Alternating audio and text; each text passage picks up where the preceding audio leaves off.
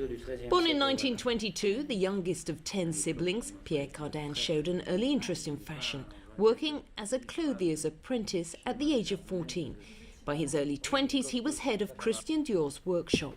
I was the youngest dress designer. I began with Dior when I was 20. I opened the Dior house.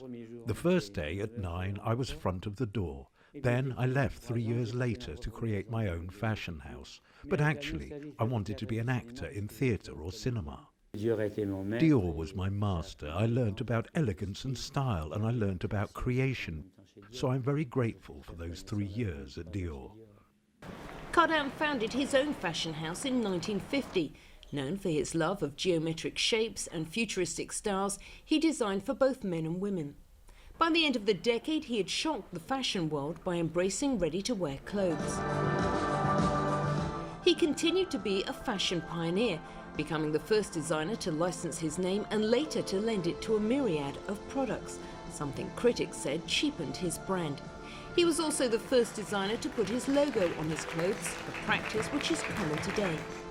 Over the next few decades, he built a fashion empire, opening shops for clothes and furniture, designing car interiors, spacesuits and theatre costumes. Many say he was the first designer to embrace ethnically diverse models, and from the 1970s pioneered high fashion in countries like China, Japan and India, previously ignored by other designers.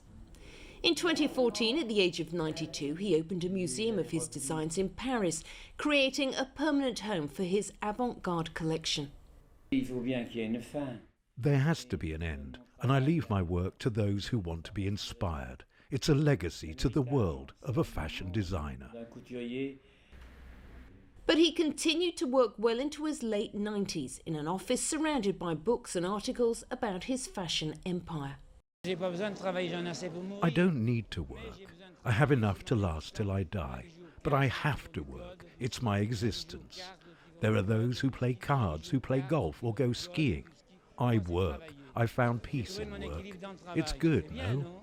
Pierre Cardin had talked of selling his fashion label since the late 1980s, saying he wanted to preserve his legacy and insisting it was worth €1 billion, that's around $1.4 billion.